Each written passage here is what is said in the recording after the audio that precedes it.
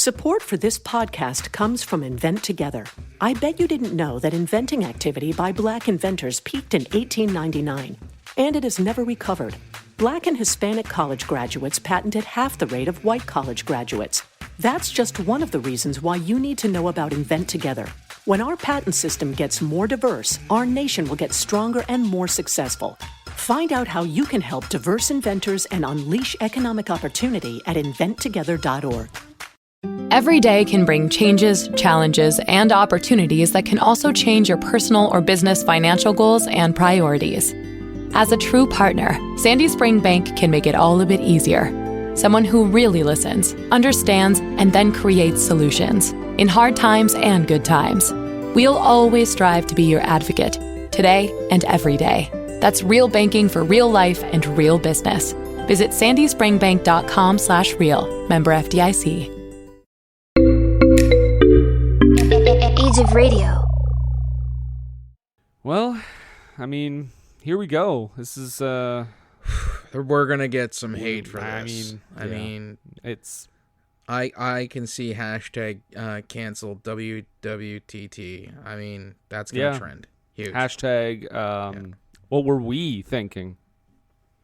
Right, exactly. I mean, it's Thomas F. Wilson, and it's not his best performance. It's not even in his top 10. Absolutely not.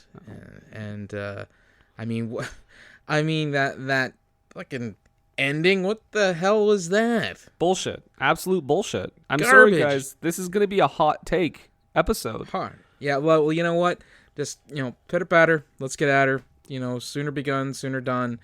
Just hit the theme music, man. All right. When I pick a movie, that's when I'm under pressure now. The question always comes back to me, what were they thinking now? Whoa, what were they thinking?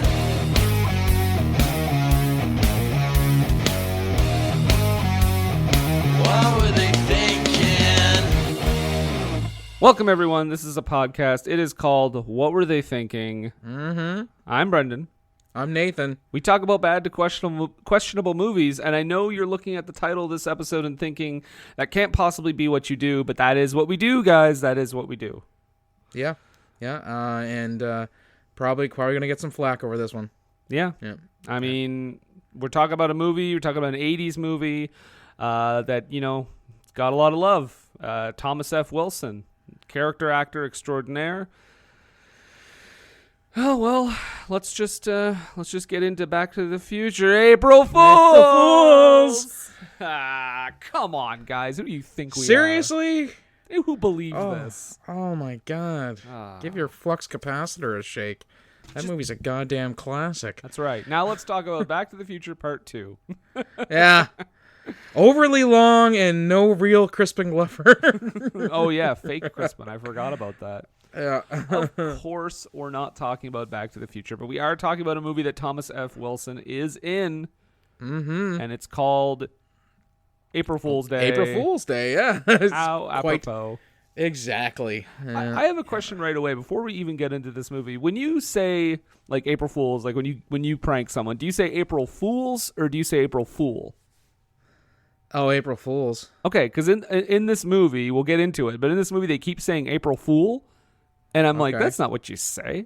That's like a small thing, but that just like popped up to me. I was like, people don't say April Fool. No, they say April Fools because it's April Fool's Day.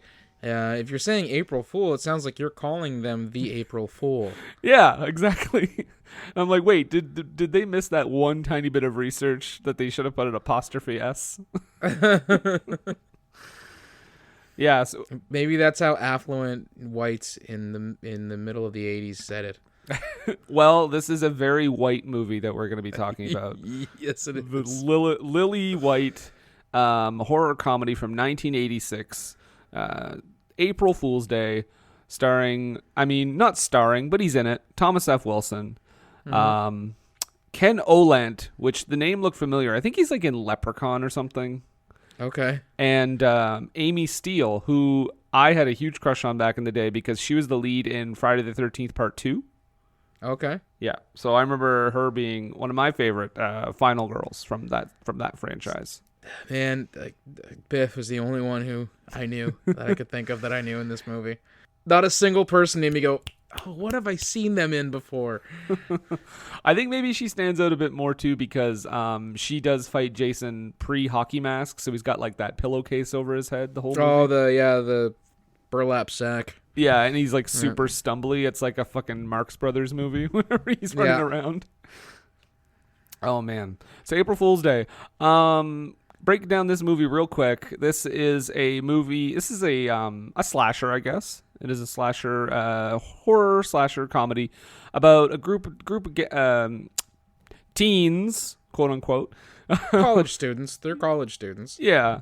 Okay. I'll buy that before I buy that they're teenagers. But they're all going to their friend Muffy's house, which we learned through one of the lines in the movie. I can't believe her real name is Muffy. It's not short for anything. And that's the thing. You just starting with that right away lets you know this is going to be one of the whitest movies you've ever seen without it being like a Jane Austen adaptation. Yeah, this is basically Sense and Sensibility of horror. So they're going to their friend Muffy's for a big get-together, and stuff starts happening. People start getting pranked because April Fool's Day. And then I did like how they opened it with the whole video camera thing. Like they were filming like a bios or something like that. My first note was, so we're going to watch a legitimate snuff film. And then at the end, everybody just shows up and takes a bow, and they're like, April Fool! Yeah. But yeah, so they go to their friend Muffy's, and, a bunch of April Fool's Day gags, but then suddenly shit starts turning real. People start dropping like flies. Hilarity ensues, as you like to say. Yep. That's pretty much. That's a pretty basic plot. There's not a lot to break down there. But let's get into the nitty gritty. Like you said, this movie does start with some snuff film footage. It seems like, and I got to tell you right now, I have notes. So whenever I heard a name of a character, because I had a real hard time keeping that together. I did the same thing. Okay. Honest to goodness, and I'm probably not going to remember everybody's name or have written down everybody's name. I remember Muffy. Yeah. I remember Skip. Yes. Art. Art is we can just call him Biff. Yeah. I know Kit is the final girl. That's Amy Steele. And she's with Rob. Yep. And Nan is the proper one. Prim and proper girl. Yeah. And then is it Chaz or Chaz Jazz? is like the creepy, like Entourage like level filmmaker. Oh yeah. He's like Billy. What's that guy from Entourage? Like Billy or whatever. I don't know. I didn't watch Entourage. Oh, you're missing out. Yeah. No, you're not. Yeah, and then there's Buck. Is there a Buck? Yeah, he's the one. That was he was like the ferryman, wasn't he? He's the first like victim. Oh, the guy. Yeah, okay. Yeah, okay. Oh, which I had noted his name should have been Buckeye. Yeah.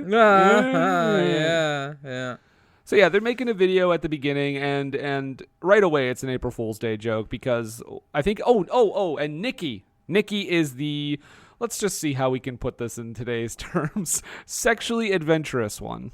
Yes.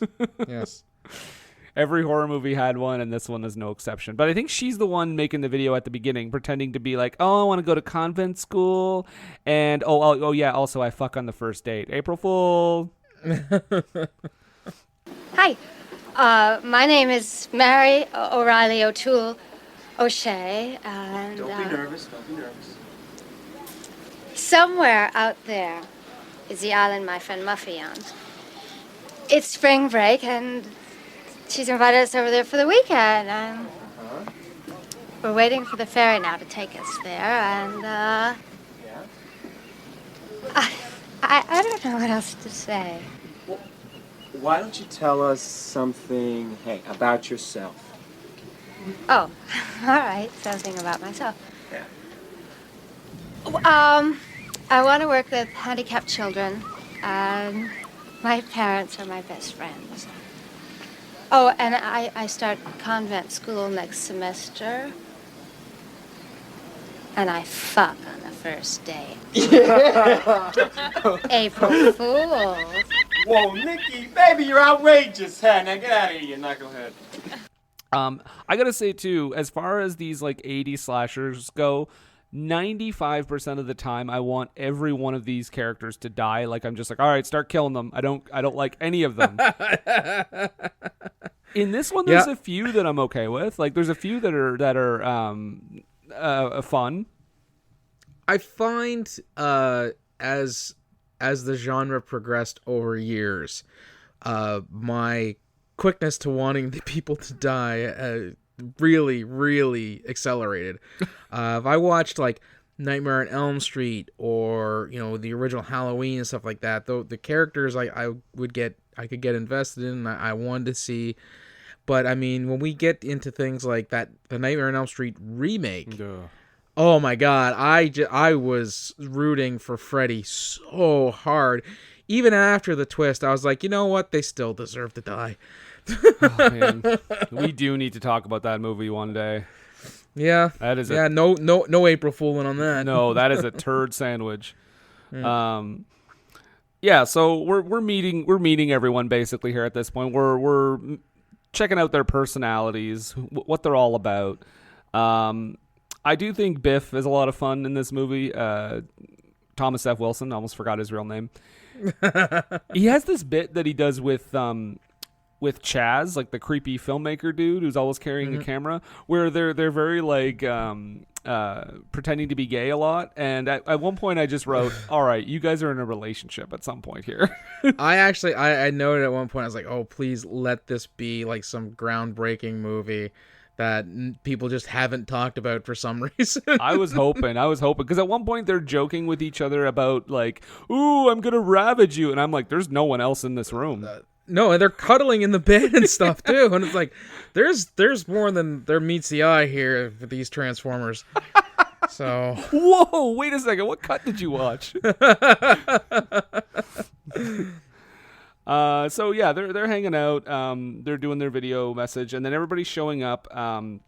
We cut to Muffy getting her party ready at her big. I mean, not mansion, but it's like a big like country estate type thing. It is, yeah. And she's got like mannequins and stuff in the basement. And she's got her housekeeper that's like, do you need any help, dearie? I don't know why she's Mrs. Doubtfire, but she's like, but Muffy's like, no, I have to prove to my father that I gotta do this on my own. And so, nothing suspicious yet. No. But she does say it's going to be, quote, bloody unforgettable. And then we get like a weird flashback to like a birthday party when she was a child. Yeah. She's received like a Jack-in-the-Box. Pretty cool Jack in that box, because it wasn't your traditional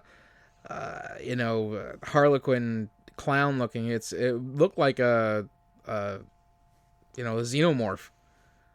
Yeah, it was terrifying. Yeah. Actually, Mariah was sitting with me. She wasn't really watching the movie, but when that thing popped up, she jumped. And I knew it was coming. That made it even better. But yeah, I don't really understand the birthday party stuff, like the flashback thing. Is that just to tell us that they've been friends for a while, or okay, maybe, but I mean, I'm not gonna spoil the twist until we get to it, because I do think it's really fun. But it does. It had that slasher, the way they put Muffy out into this. The way her character kind of develops, it's almost like you want to get a glimpse of that previous trauma that may have caused the cheese to slip off the cracker. Right. I mean, if anybody has seen Sleepaway Camp, right? Yes. So you're constantly seeing flashbacks to when, quote unquote, Angela was a kid, so you get to understand, where all the trauma and why, she went a little nuts.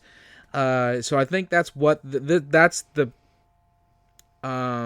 the mechanic that they're trying to use here, just to kind of get us fully invested into, what's going to happen in this movie. Yeah, that makes sense. Yeah. So they're all getting together. They're getting ready to go off on a boat to get to the island where And Muffy's there is place no is. 12:30 sailing. What kind of backwoods town is this? No 12:30 sailing. And not only that, but is that guy that's like, I'm not waiting. I'm not going back after that. He's like That's my last run on Friday. Yeah, he's like an old fisherman stereotype, which I love. Yeah. He's almost the ship captain from The Simpsons. Yeah. But people are showing up late. Oh, I forgot about another character. There's so many in this movie, but there's another character named Hal. Hal And or he's- Harv, because they keep calling him Harv? Harv. He's like, it's Hal. Yeah, he's a bit of a skeeve. Actually, a lot of them are kind of skeeves. He actually put me in mind of a southern version of Alex P. Keaton. Okay. Very Reagan era young Republican. Yes. And actually, Thomas F. Wilson, why did I say his full name? He makes a comment later about, like, why should I care about where I work when we had a crazy guy who could drop a nuke at any time or set off bombs? And I'm like, oh, he's the anti-Reagan guy. Yeah. Well, I think he was just talking about the Cold War in general at that point. Yeah, but because he it was heightened on all sides. Yeah, he does make some like quick reference to Our Own Guy or something like that though that I noted. I was like, oh, okay, taking shots. Yeah. So yeah, they're all on the boat dock, getting ready to take off. Chaz, the creepy filmmaker, at one point says like, "You have great legs," to someone. Yeah, that's not even the creepiest thing he does on this boat ride over. At one point, there's a Nan is. I think is it Nan or is it? The Nan is like the proper prim and proper one. So she's reading a book, and he asks her what she's reading. Fuck. And she tells him what it is. I can't remember what the book was because she asks him what he's reading, and he says, "Oh, Treasure Island." And he's actually like he's reading like a smut mag, and shows her like a full on picture from it with a. I'm assuming obviously so they could just sustain the R rating, where the private parts are blacked out. Yeah. But you can clearly see that he is reading pornography. And that is probably a lot weirder that he does that. He also has a reoccurring joke that he does that's so hilarious that he keeps like telling people their flies down.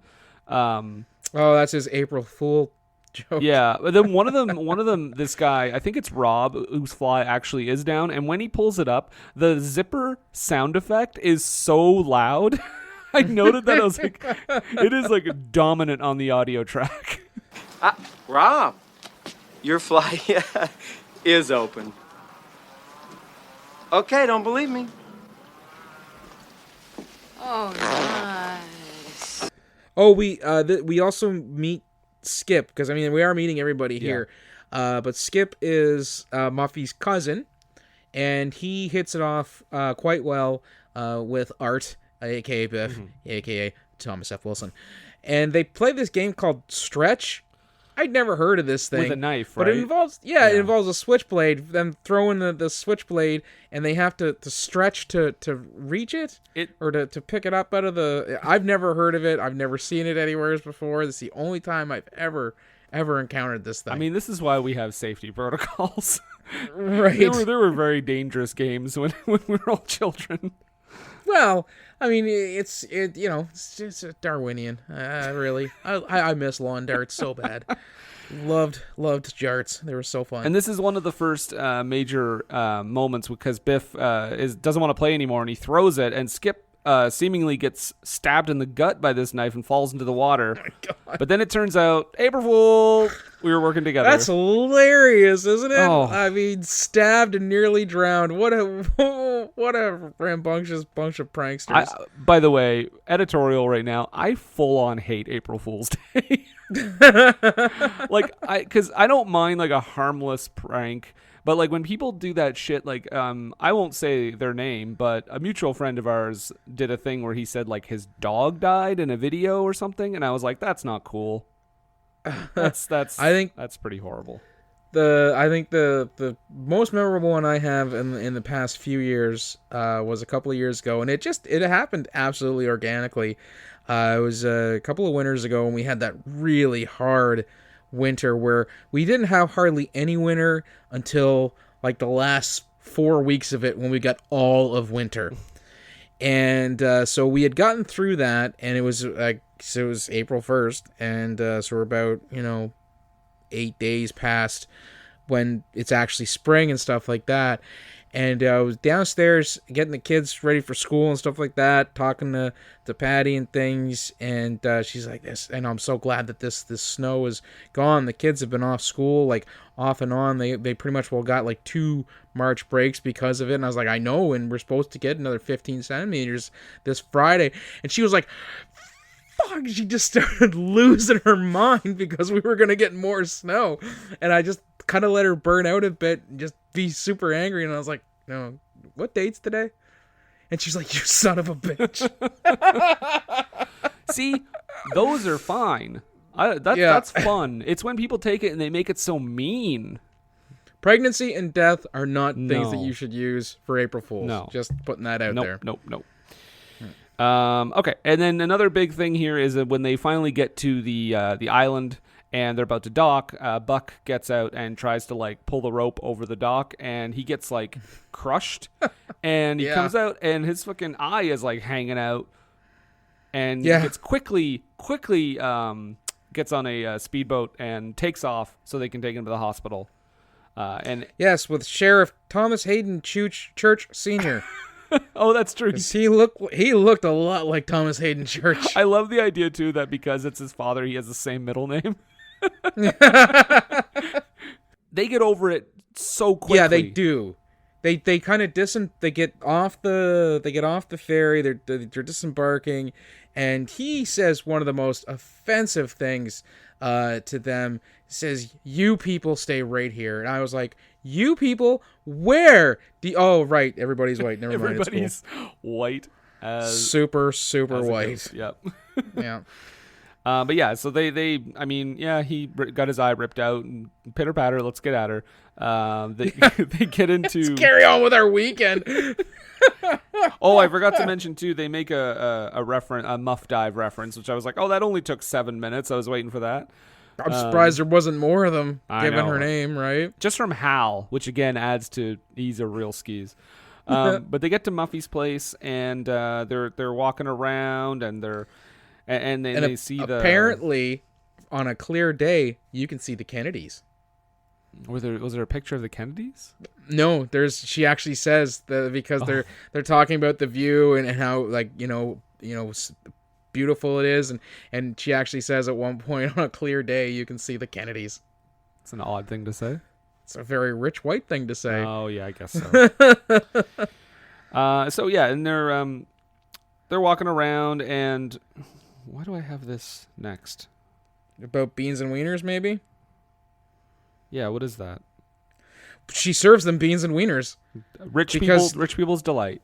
It's funny because I think the whole thing again is to show that Muffy is kind of losing it, and that maybe she's trying to put out this. They're trying to put this idea to the audience that maybe her family's not in the best shape possible, because when they get into like the dinner area, there's like disposable cups and plastic sporks. Yeah.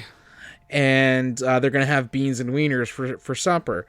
And they don't have any kitchen help or anything that's going to put this together for them. Muffy and I think it's Nan and Nikki. Yeah. Is it? They go in. They're the ones that are going to prepare the beans and wieners. Yeah, and I think. Oh no, sorry, no, it's not Nan. It's Muffy and Nikki and Kit, because they're talking about like sex shit, and Nan is definitely not there. Right. Okay. Because she's like, so which one of these positions would you like to try? And she's like, anal entry. Because everyone's super horny in this movie too. Oh well, I mean, except for Nan. It's a 90s horror, 80s horror movie rather. There was that. There was also the joke about like their first sexual encounter. And I just noted A and B for most folks. it's somewhat disappointing, but I really cared for them. Yeah. Well, yeah, because they're doing like cosmopolitan tests, right? Like Yeah. Cosmo magazine, basically. Yeah. But after that, they do sit down to dinner, and oh boy, we got lots of April Fool's Day pranks here. They sit down. There's whoopee cushions. Biff nearly falls over because his chair has like rubber legs.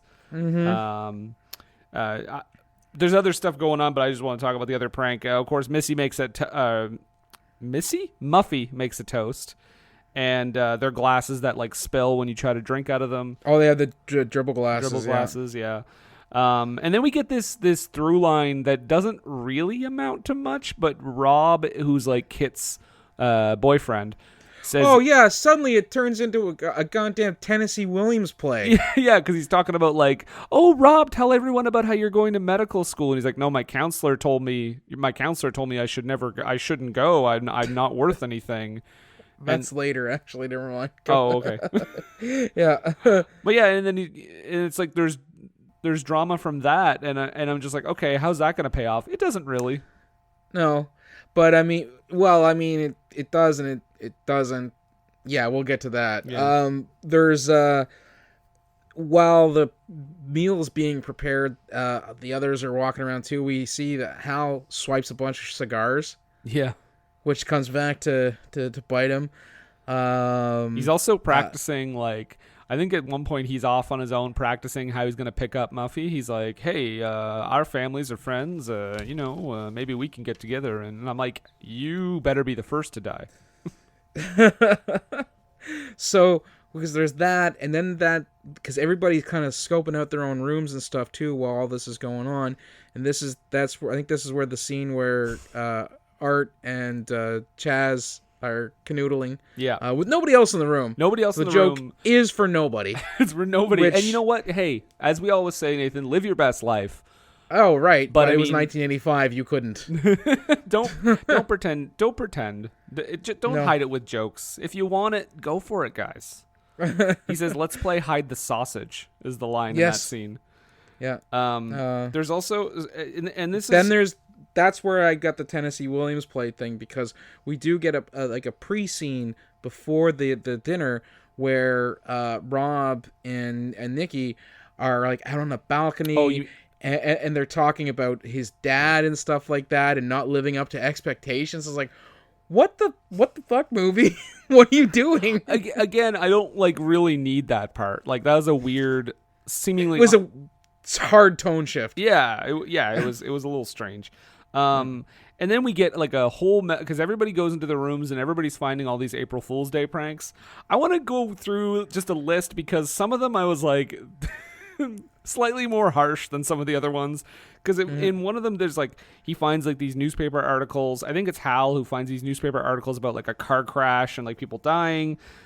Biff goes in and finds like a crack, like a spoon and like a heroin paraphernalia. Yeah, and which I'm like, never pays out. Yeah, and I'm just like, what the fuck, April Fool's Day? Like, that's fucked up. I just want you to think I have a drug problem. Yeah. There's like a Kit might have found the most harmless one. It's like a painting. They think there's like eyes moving behind it. But I like loved that. Kitty cat That was clock. that Scooby painting. That was hilarious. Yeah. I think Nikki pulls open the drawer and finds like a dog collar, some bondage stuff. Yep. There's a sink that sprays upwards. Yes. Nan finds an odd one. She hears a baby crying, and it's like a tape of a baby crying, which, by the way, that comes back into play a little later. And it's another weird, like, it's another thing where I'm like, I don't know if I needed that detail. It's like, no. It's a complete tone shift, too. So, our swarm of wasps are exploring their nest. their nest. Finding all these really, I don't know, just messed up things. Oh, and the lamps, the domino lamps. Oh, yeah, I kind of like that. That was a funny bit. Yeah, turning on the lamp, if that was turning off, set up to be exactly. Yeah, turning off the lamp, it turns on the next one, et cetera, yeah. And I'm just like, unplug it, dude. Well, that's eventually he just unscrews the light bulb in it. But he walks around like an idiot for quite a while. Yeah. Biff he tries to hit on Muffy and strikes out. I think that was the thing that you had talked about their families being friends and maybe they could. And she was like, ha ha ha. Well, that was Hal earlier practicing. Oh, it was Hal? how he was gonna hit Okay. on everybody wants to fuck everybody in this movie, I'm pretty sure. Yes, because it was the 80s and they were, 20. We're all going to live forever. Right. Yeah, so Biff is straight up denied by Muffy. He does walk into another room and Chaz and Nikki are, I don't know what position that is. Contortionist sex, Yeah. man. Holy. That is like a jigsaw puzzle of fucking. Because when I saw it, at first I was like, are they having sex? It's like the placement of their legs and everything, and the demeanor on both of their faces is not one of pleasure. No, it just looks like they're like doing their dishes. It's like getting her done. Well, gotta make this baby trickle down. Yeah, it's like they're doing the Kama Sutra, but like they're not psyched about it. It's like an academic exercise in sex. It's like their homework assignment. Are you taking notes? Because I think this is going to be on the test. Okay, A, insert slot A into tab B. Boo! So yeah, they're basically doing their taxes and having sex. That Skip guy is outside and he picks out some flowers or something. And he huffs on him super hard. I'm like, is that supposed to be weed? Like, I don't get that. I don't even know what he's doing, but he hears a noise and then he goes off into like a shed. He's looking around. He sees something. Cut away. Clearly, we've watched enough horror movies to know something bad happened to him. Yeah. But yeah, we cut away for that. Then the next day, Hal is working out with like one of those like I don't even know, like a workout bar, like the bendy one. Yeah, that's it. It's a workout bar. It's the one you bend. It's it provides resistance so you can work your your biceps and stuff like that. And while he's doing this, Nan, I believe, is looking out the window in the most like. Okay, no, she's not looking out the window. She greets the fucking morning with her shirt unbuttoned, stretching out wide, and is appalled that someone would see her doing that. Yeah. What the hell do you think was going to happen? I get it if she did that and Hal was like being a real creep, like leering and making like faces and stuff, but he just kind of catches her in the corner of his eye. Yeah. And doesn't he kind of like he waves to her too. Yeah, and she's like, huh? And like closes the window. And it's weird that Nan would do this. It is a little odd. She's the like, quote unquote pent up one. But he does get come to find out later that she's not as repressed as she lets his on. exercise bar does get a boner too. that was the good visual there. Yeah. I wrote down Muffy looking roughy. Oh, because she they go into the kitchen, and she's there, and it looks like she's making breakfast or something like that, and she's all disheveled. Yeah. She just got out of bed, her hair's a mess, and things like that, which kind of plays into like the first twist, which we'll get to when we get to. Yeah. And she's being very odd. Rob has another existential crisis about his future, which he's confiding in Kit for a while. So she's like, you know what? You're going to be great. Let's go have sex in that shed that somebody definitely didn't die in earlier in the movie. While Chaz and Biff play football in the backyard. And they go find their own shed, I'm sure. Obviously, yeah. So Rob and Kit are in the shed. They're getting down to Pound Town. They're about to. On slat board flooring. Oh, yeah. Like that, it looks like it would be some really uncomfortable screwing. They're in a country estate. Find a bed. Yeah. Yeah, that you don't need to sneak off like a hired hand. This is not like Camp Crystal Lake. You don't have to go somewhere where kids don't watch. There are no kids. Just go and find a bedroom and fuck. Like, yeah. Chaz knows where it's at. But yeah, so they're going off. They're about to get it done, and then we see Skip's corpse in the water pass underneath the shed, and naturally they are a little freaked out. Yeah. But not as freaked out And everyone else is not as freaked out as they should be, though. I will say that. I think this cast will probably go as a whole into the non-plus reaction category for the Manos handouts later this year. For sure. Most of them. I'll say, like, obviously Kit and Rob are freaked out. But everybody else is just kind of like, oh, okay, let's go see who killed him. I do have a note here that because we had said that the way Muffy was behaving, I was like, I put my first note. Is she like a reverse sundowner? Because when you first meet her, it's in the evening, and she is hip and happening and got it together. We find out her last name is St. John, by the way, which every time they were taking a dig at her, I personally felt attacked. You should. Right? Because that's where I'm from. I mean, the movie was filmed in Canada, so it's clearly a direct reference. Really? Because it said Maine on all the plates. Weird. It was totally filmed in Vancouver.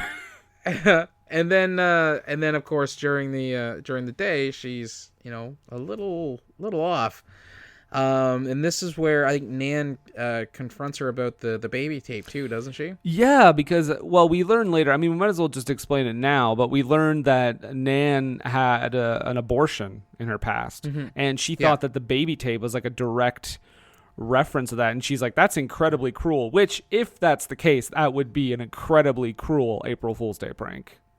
Well, I mean, it I don't know. I think it kind of is from what we find out later, but we'll get that because what's going on right now though is we're trying to find out what may have happened to Skip, because Rob and Nikki saw him. Rob and Kit. But they're it's Kit. Okay. I knew this was going to happen. Their names are all over the place.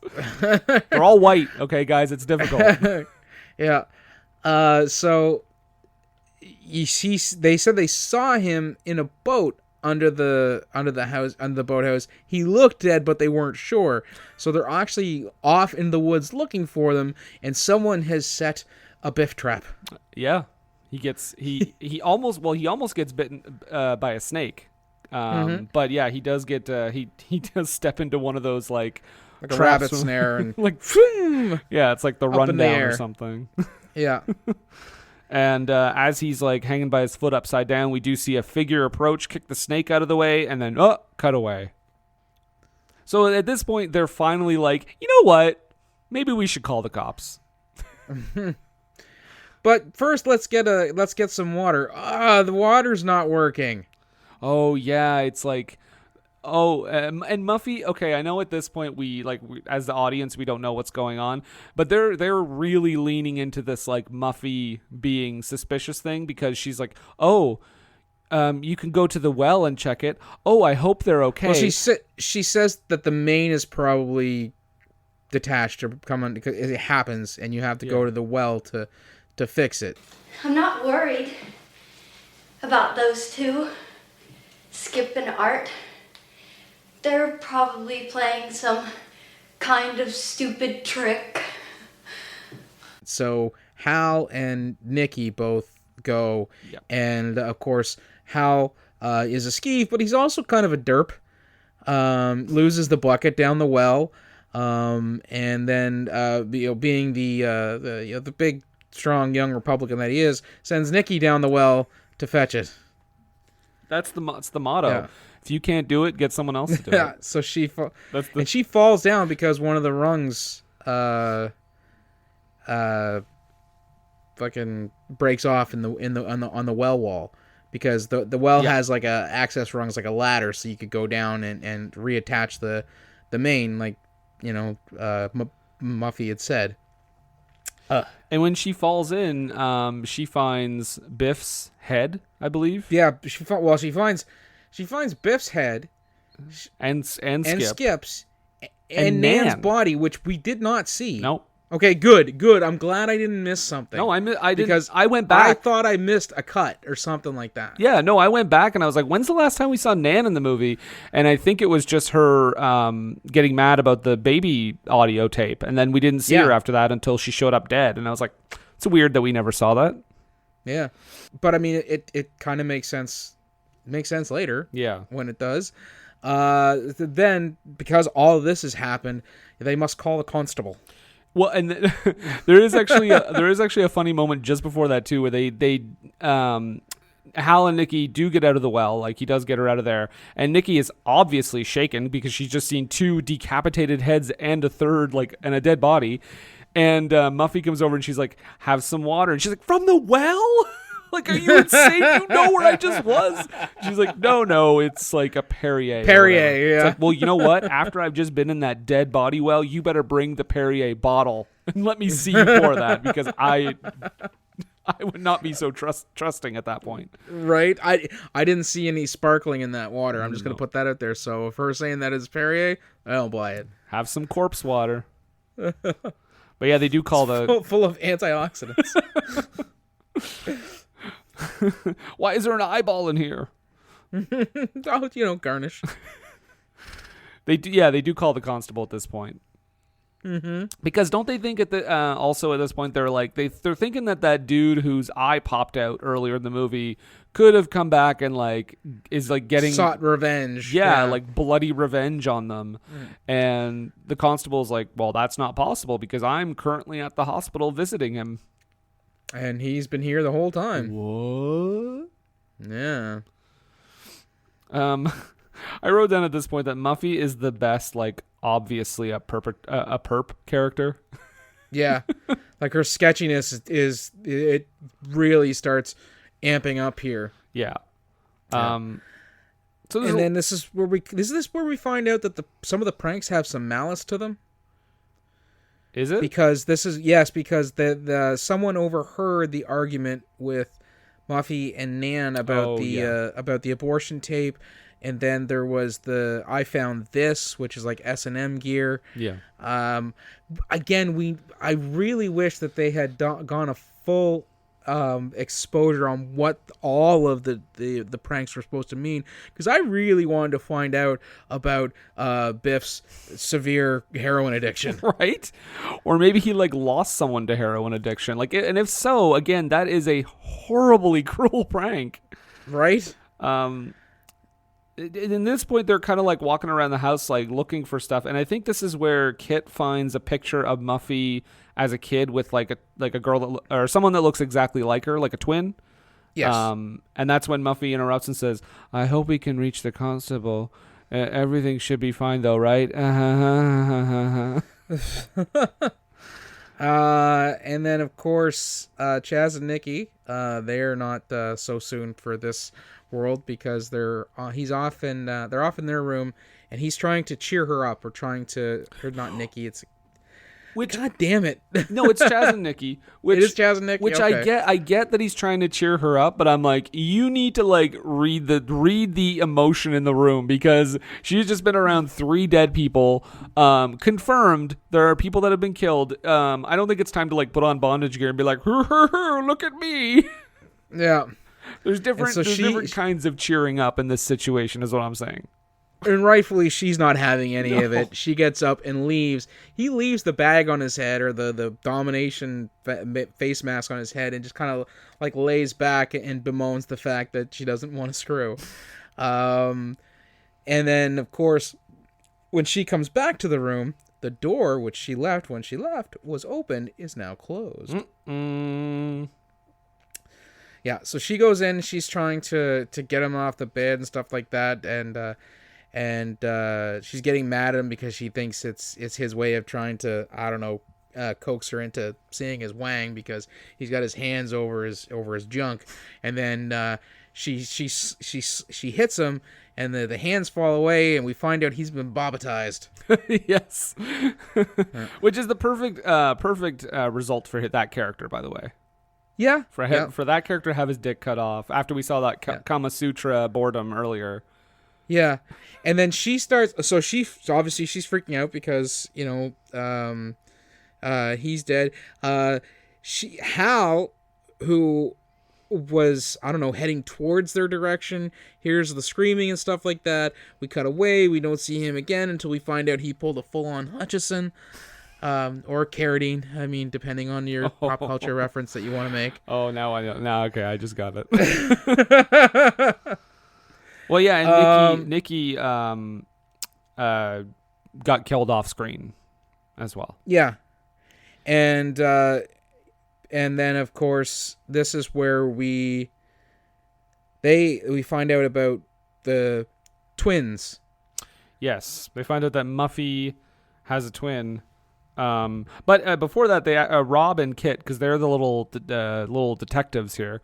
They're walking around and they find figurines of everyone up in I think it was up in the attic or something. Yeah, and some of the figurines are like recreations of what happened earlier. Yep. Like the well and everything. Yep. Yeah. And they get the it's a note or something where they find out that it's talking about how Buffy, which would be what's supposed to be her twin, was mentally unstable and shouldn't be released from the psychiatric ward or something like that. And then you're like, oh, it's not. It might not really be Muffy. It's got to be Buffy. And then we see the painting again, and when they pull the painting away, it's the dead body of Muffy. Yeah, her decapitated head. They also find that note in like the bottom of a boat. Yeah, because they're out looking for the constable because they think he's going to arrive any minute. And I think they find his boat, right? And then that's where they find it, like inside his boat. Yep. And it's just like a warning, like, person is dangerous, approach with caution, escape from the psychiatric ward, etc. Yeah. Which I just laughed because it was just like, hey, there's this note here. It's in like perfect condition, and it makes it makes sense for what's coming up in a minute here. But yeah, for sure. So Rob and Kit, they're on the run. They say that they have to go back to the manor or the estate or whatever to get the keys for the boat, because that's where they are, and they don't want to do it because Muffy told them that the spare keys were in the kitchen.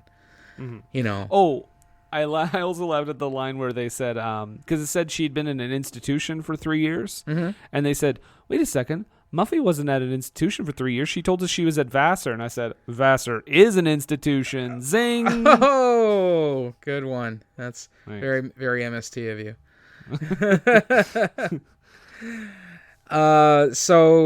So yeah, they're doing this, and of course, this is where everything is like super heightened because the reveal is supposed to have happened, and of course, Buffy is trying to kill Rob and Kit, and Rob gets stuck in a pantry or something like that.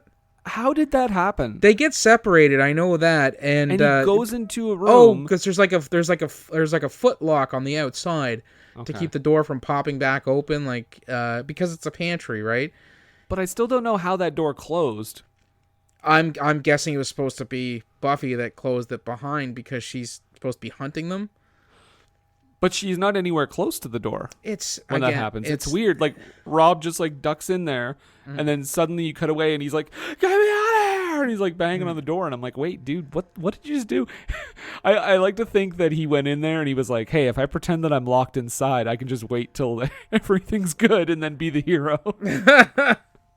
Smart Republican move. Right? Yeah. So he's locked in there. And and then of course Kit is she's trying to escape, and she's prying open the doors to like the living room or the seating room or whatever they rich people call that area of their house, and she pulls the doors open and everybody's there.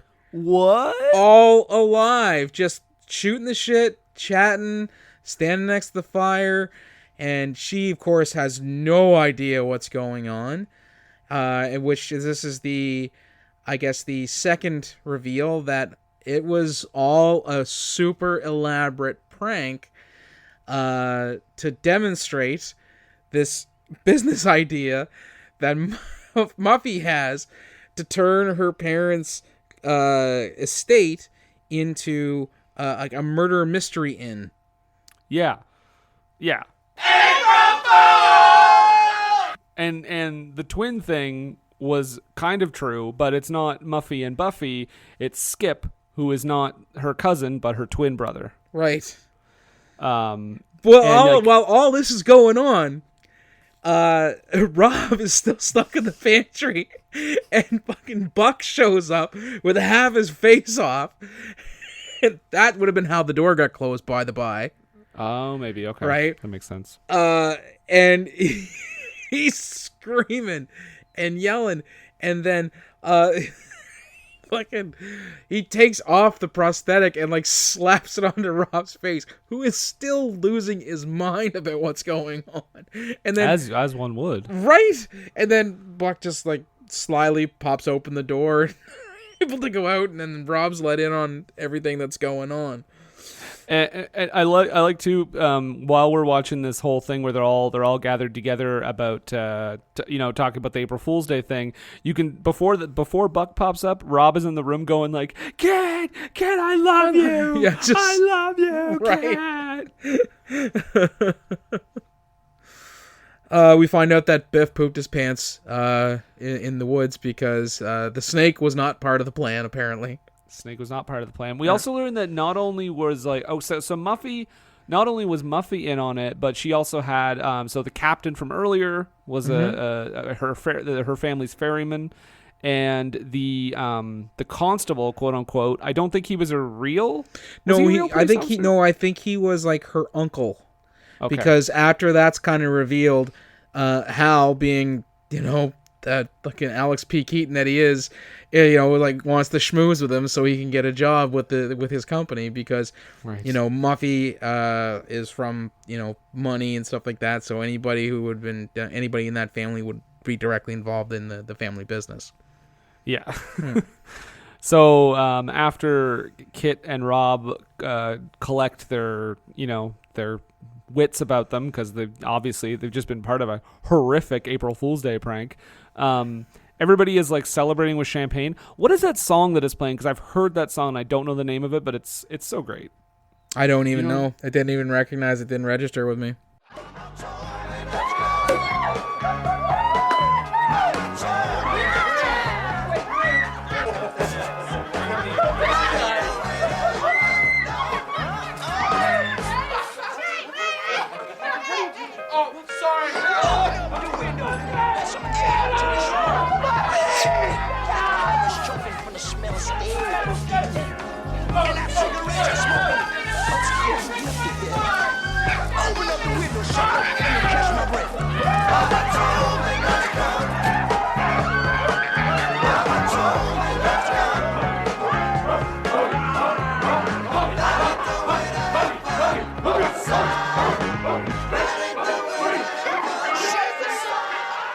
Yeah, but they're all like they're pouring champagne all over each other, and I'm like, wasting these rich, just wasting it, right? Yeah, these rich white people, I'll tell you. This is just doing away with good booze. Look at all our excess. Spend, spend, spend. Nobody in the future will pay for it. And we think that is the last reveal, but it is not. No. Because Muffy is drunk as shit. She's had a good night. And she goes upstairs, goes into her room where she finds a present. Yep. And she's like, oh, this makes sense. Everybody was in the room with me, but of course, there's a present. So she starts to open it, and it's a Jack-in-the-Box. Yep. And of course, she goes to, she's moving the little wheel or whatever. The crank, lever. Yeah. Yeah. And she's waiting, and then she's like, no, I can't. No, okay, I got to. And she finishes, and the thing pops up. And as the thing pops up, someone pops up from behind Muffy and slits her throat. And you're like, at first, having not seen this in a while, I said, oh, I forgot about this additional twist that somebody was actually, like, somebody in the house is actually a little bit psycho. And then we see who it is, and it's Nan with, like, slicked back hair. And a fake knife that puts out fake blood. Yeah, and then I swear to God, she looks right down the barrel of the camera. Oh, she does, and it says April Fool. I was legitimately waiting for like a shocking lesbian kiss at the end. Well, she kisses her, but on the cheek. Yeah, you know what I mean. I know what you mean. You just wanted like the next 10 minutes to just be just over the credits. I mean, I could talk about this part for days on end because they cut to as the movie ends and, she goes April Fool's, looks directly at the camera and then makes a little face at her. They cut to the Jack-in-the-Box on the ground and it fucking winks. Yeah. What was that? Yes, it goes they go a little over the top with the comedy at the end. Hold of on, this we've one. just entered a whole new realm with that. Because, are you saying this is sentient? I gotta say too. So I was shocked when I first. That's the end of the movie, by the way. Yeah. I was shocked when I first watched this movie with that whole ending because I think it divided people at the time and probably still now. Because I don't think you could do that now. I think having the whole it was all a prank, it was all a dream type ending would make people so angry, and I don't think it would fly. I guess here's the thing for or the me. people don't, or I should say, studios don't think it would fly. I don't think they would let it get out there. No, well, that it was all a dream trope. That bugs me. That always bothers me to no end. Right? Yeah, like Dallas or whatever. Or Click. Oh, yeah. But with this, it's not everything was a dream. It was an elaborate setup. Mm-hmm. So it wasn't a dream. All the stuff really happened. All the fear that Rob and Kit felt towards the end, and we also come to find out all the fear that everybody else felt when they were about to be quote unquote killed was real, because Muffy didn't let anybody in on the secret until their time to be clipped was up. Right, and until she quote unquote killed them. Yeah. Right, and then she'd say, "This is what's going on, and now I have to hide you away in the sitting room in the estate or whatever, and it'll all be revealed at the end. Okay, thanks for being a good sport. Sorry if I hurt your feelings. When I implied about that whole heroin addict thing, and the baby tape." Which does present a few logistical errors, though, or logistical issues, because especially the scene with Nikki and oh my God, Chaz, because how much time does she need to explain to Chaz all of that before Nikki shows back up and set up that elaborate gag? Don't move, don't breathe, don't say a thing, just cover your junk and it'll look like we cut your dick off. I'm on board for the twist. I think it's pretty funny. But I do when I look back at the movie, I'm like, there were some moments that I don't know. I think a lot of things would have had to be in place for that to work. Yeah, there's definitely some timeline issues, and of course you also are operating under the assumption that everybody would absolutely go along with this horrendous fucking thing. Yeah. And that I kind of appreciate that Nan seemingly.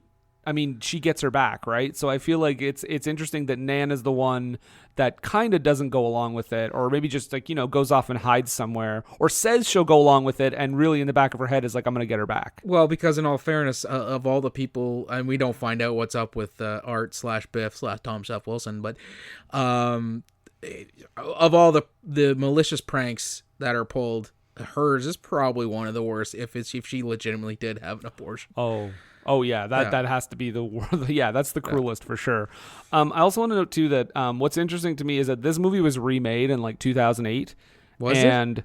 Yeah. Oh. And the remake, it's a straight, I think it's straight to video, but in the remake, spoiler alert, not like it matters, we'll probably never talk about it, but the ending of that one is that Muffy is doing her big thing where she's like, oh, the country estate, I get to run it now because of this successful whodunit. And she actually jokingly points a gun to her head, pulls the trigger, and there's a real bullet in it, and she kills herself. Because she doesn't know, she thinks it's just a prop gun. Okay. And then the end of the movie is oh, she there's a terrible thing, she messed up, and the country estate goes to her twin. And then at the end, the twin is apparently driving away from the the hearing or whatever, and there's a slow sly smile on his face as if the whole thing was his setup to just get the country estate. That just proves to me that they can't they were oh, we can't do this ending where it's all a gag. We have to do this we have to still stick to the horror thing at the end, which is So somebody has to be legitimately evil is what yeah. I just kind of appreciated that it was goofy, and I totally get why some people would be fuck that, but I don't know, it's kind of refreshing. Yeah, because again, I don't know, I haven't seen this done in. The only movie that I can think of that's even kind of like, you know, that would be in the same kind of vein as far as a twist goes is The Game with Michael Douglas. Yeah. Yeah, that's the one I thought too. And I actually really like the twist in that too. Yeah. Spoiler alert for those who haven't seen. Yeah, get on it. Yeah, it's 25 movie. years old. Yeah, get on it. Get to it, guys. Watch The Game. It's a good Fincher movie. I say that as if they're like in short supply. Like, oh, he's only made a couple good ones. Yeah, they're hit and miss. You never know with old Finchy. Yeah, they can't all be Alien 3 or whatever. Anyway, yeah, that's April Fool's Day. So Nathan, would you say that this movie was worth a watch, a drunk watch with friends? Would you commit head trauma to forget it, or avoid like the plague? Oh no, this is 100% worth a watch, especially if you're a fan of the genre, because it's not something that's done often where everybody makes it out and everyone drives home, you know, successful in a limo, as they say, because these guys are all rich. So it's worth a watch just because of how different the ending goes. Now, unfortunately, if you've listened to this and you haven't seen it, you know what's coming. You're gonna have to kind of check your memory at the door, because it's a lot more fun not knowing and seeing the twists, and you'll actually get a good laugh out of it.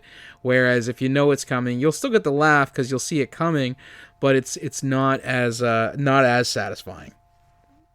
And did you experience it being in the dark about the ending? I did and I didn't. I knew that the movie itself had an ending where it was all elaborate gag and everybody gets out. But the stuff in the story that made the story go, I wasn't aware of. So like the other twin, the malicious pranks, things like that. So that kind of helped a bit with me knowing that, okay, everybody's probably going to make it out at the end. And then, of course, when Nan popped up at the end, I was like, wait a second. I thought, oh, okay, you got me, movie. You got me. Yeah, no, I'm definitely right there with you. This is worth a watch. Unlike that shit we were going to talk about. Right, that garbage. 1.21 gigawatts. What's a fucking flux capacitor? Come on. Yeah, no, this is a total worth a watch. Sometimes we stumble upon these, and they turn out pretty good. It's full of 80s cheese, so there's that. I mean, we've talked about that ad nauseum. So you'll have a good time watching this movie. And now that you've listened to our podcast, you know how it ends. So, disclaimer at the end: rewind your memory, go into your local Eternal Sunshine Clinic, wipe it away, and watch the movie. But on that note, we are going to take a brief break, and we will be right back. What were they thinking? This episode is brought to you by HP Plus. In a world full of smart devices, shouldn't your printer be smart too? It is with HP Plus. These printers know when they're running low, so you always get the ink you need delivered right when you need it. Plus, you save up to 50% on ink, so you can print whatever you want, as much as you want, anytime you want. Huh, that is pretty smart. Get 6 free months of instant ink when you choose HP Plus. Conditions apply. Visit hp.com/smart for details. This episode is brought to you by Madewell. Ready to step up your denim game? The experts at Madewell use premium fabric and the latest denim technology to make super comfy, never want to take them off jeans in fits and styles for everyone. The kind of jeans you'll reach for again and again. Get $20 off your online jeans purchase by using code Spotify20 at Madewell.com. Terms apply. Please see Madewell.com/promos for full offer details. It's time, let's check our cue, baby. Pair it with a couple brews, baby. We love good movies. We love the bad ones too. So we watch them all and pass their lessons on to you. Oh yeah.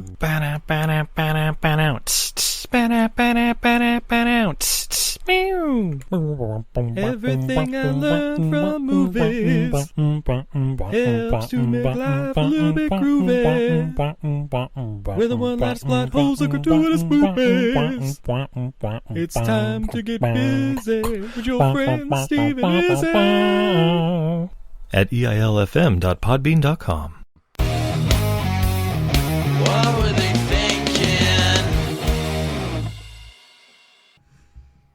And we're back. Yes, we are. We're back. We're back.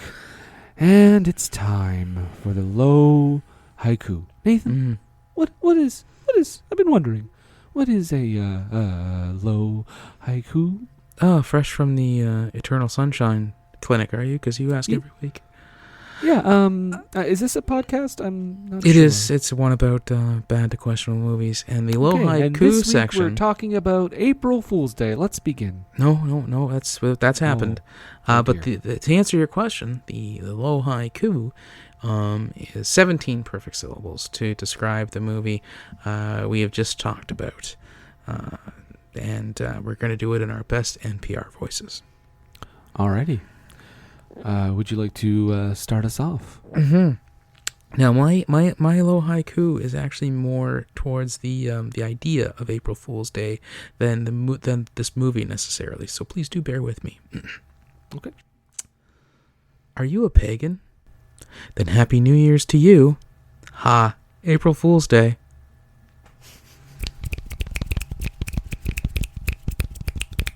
Very good. Very good. Thank you. To all our wonderful pagans out there. Well, that's the story behind April Fools, is when they switched the calendars to the the Caesars and whatnot, and January became the beginning of the year. The pagans were still celebrating their. Contrary to popular belief, it did not start with a can of peanuts that was in fact just a snake that popped out. No, that tradition came much later. It was a little lost in translation over the years. Okay, well, here's my haiku. Don't care what you say. Back to the Future still sucks. Ha ha ha, April Fools.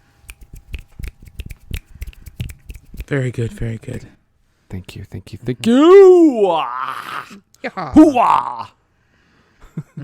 We Pacino'd this thing. In the Zoom room. Oh, it took like 55 minutes for the technology to work. Fuck you, Internet. So we talked about this movie. We sure did. Yeah, we did. That's the thing we did. I don't know why I stumbled there. But what do we always say? Well, Brandon, my friend, we always say... Don't take a word for it.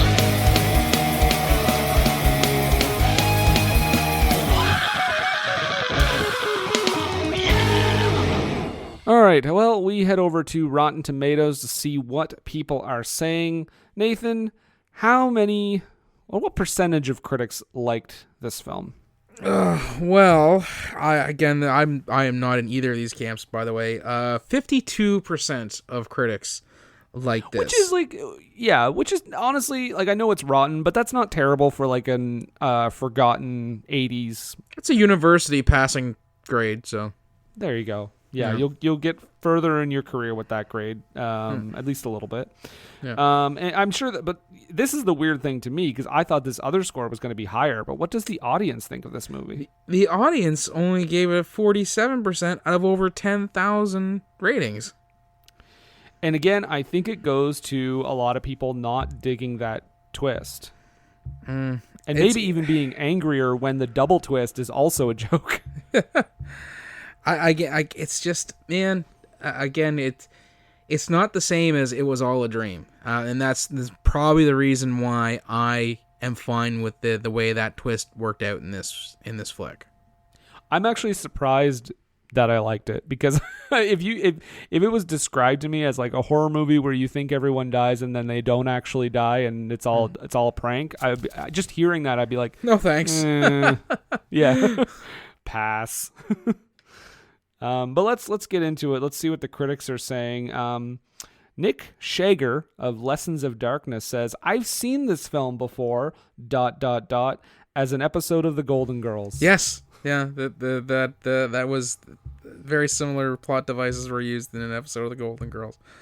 So is this like Betty White's head like show up on a shelf or something? It's not like it's The Golden Girls is a half-hour show on NBC, so it wasn't anywhere near as bloody as that, or as Oh my god!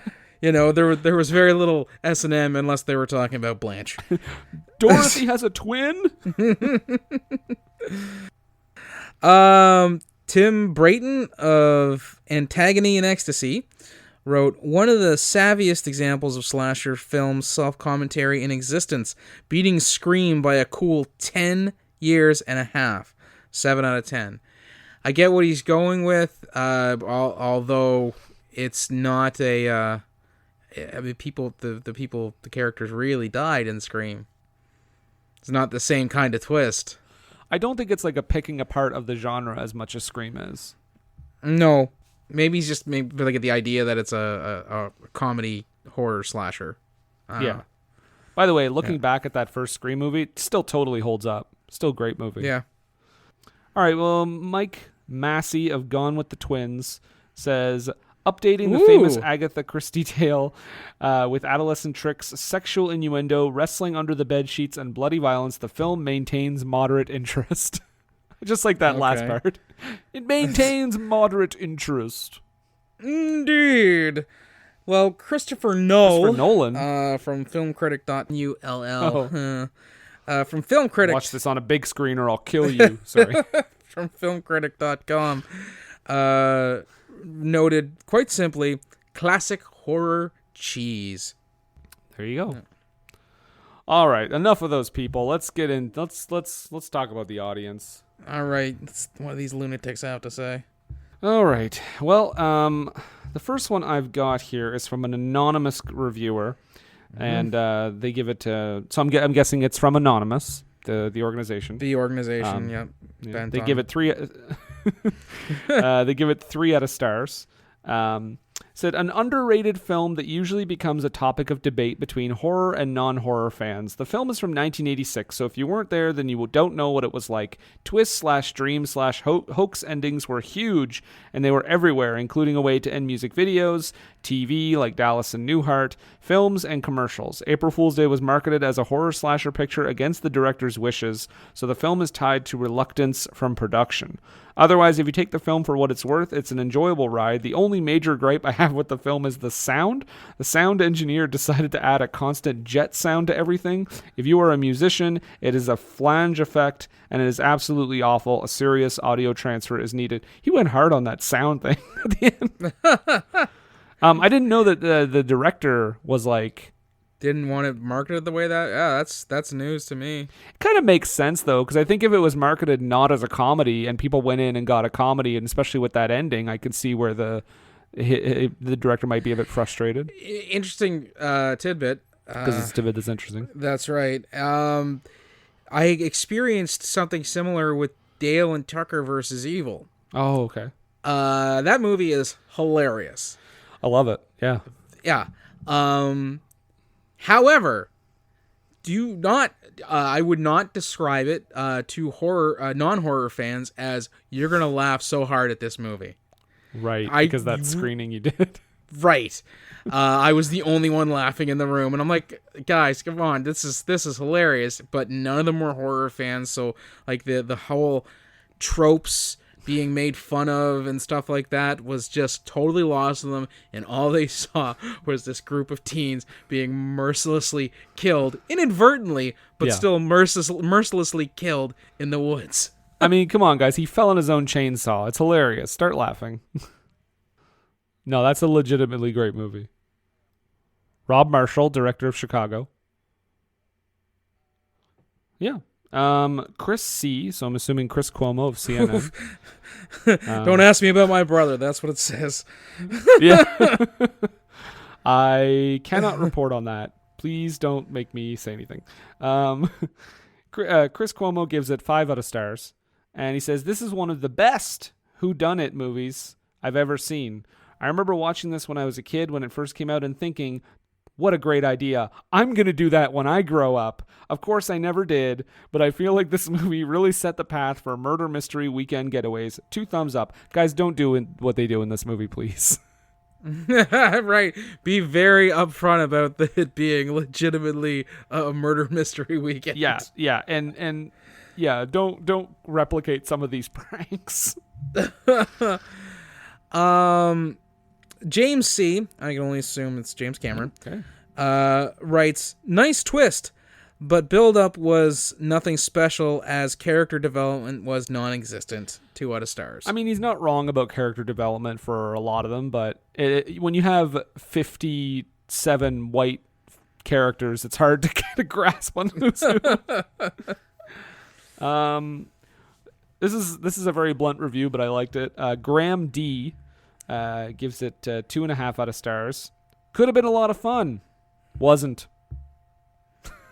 Sorry, I didn't have a good time with that because Andrew G. did. Andrew Garfield.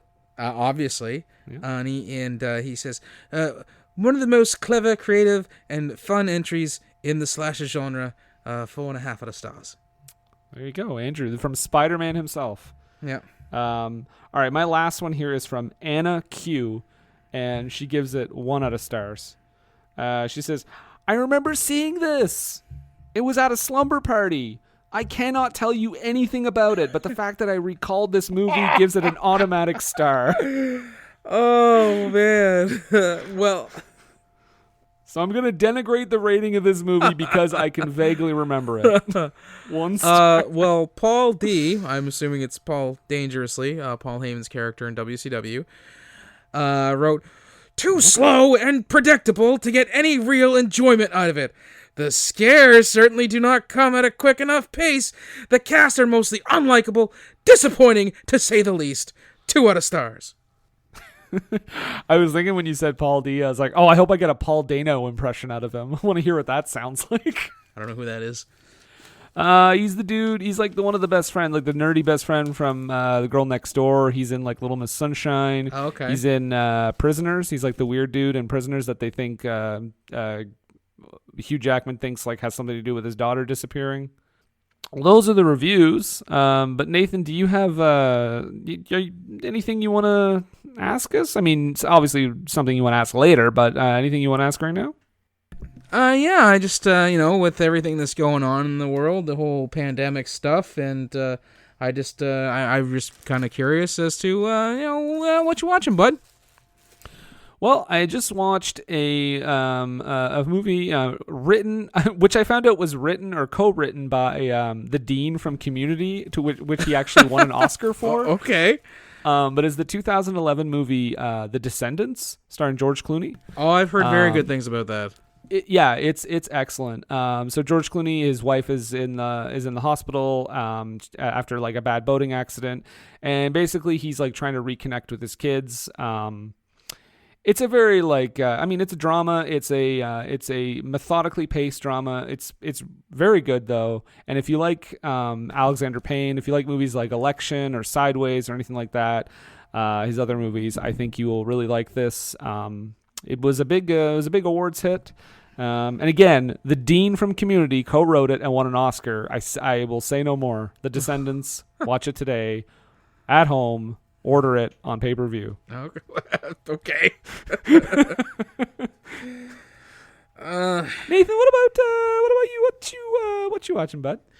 Well, bud, I actually have been looking into my Shudder subscription because, unfortunately, a lot of times I find that my Shudder subscription gets often overlooked because really I'm the only genre fan in the house, with the exception of Cheyenne.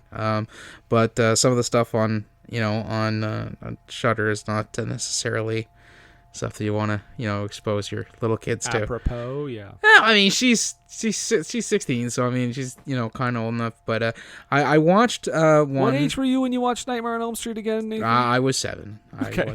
Moving on. I was 7. But I recently took another gander at the movie Mayhem. Okay. On Shudder.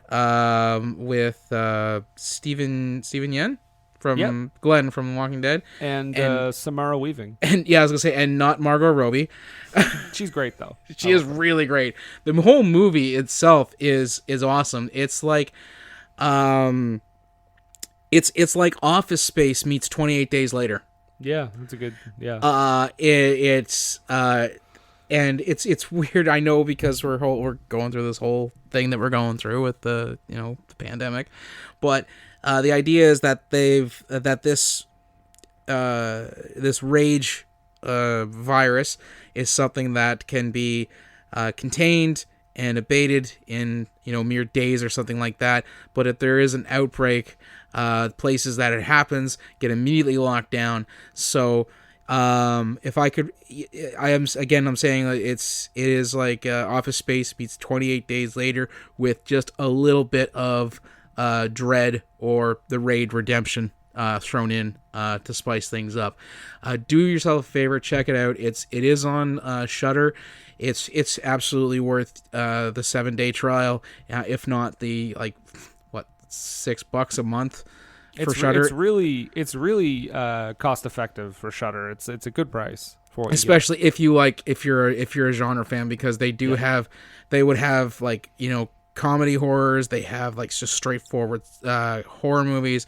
There's ghosts and slasher movies. Some of them, I think Microwave Massacre's on there. I know you and Brent I've talked about that one before. Sure did. That one's on there. So I mean, if you're check out Mayhem. It's on Shudder. I can't recommend it enough. Yeah, and I'll second that, because I think you recommended that to me when I first got Shudder, and that is a really fun horror movie. Yeah, Shudder is it's from Microwave Massacre to Dario Argento. That's the range of different horror stuff you get on Shudder. Yeah, it's pretty wild. All right, well, maybe we should talk about what's coming up next week. Nathan, if you want to drop us a little hintski as to what you got cooking in the oven. Yeah. Actually, I'll give you that. Is it Back to the Future? No, Okay. It's not even Back to the Future 2. So okay, or 3. But I do have a good clue for you, and I'm just gonna get it and double check with it right now to make sure that this is the clue that I'm using. Hello. Yes. Yeah, that's the clue that I'm gonna use. You're okay with that? Okay. All right then. Yep, I'm gonna use it. Okay, bye. You checked it over to Larry and our legal team? I did. I wanted to be sure that it was okay for me to do that, because it does involve an impression and something that might actually kind of give away pretty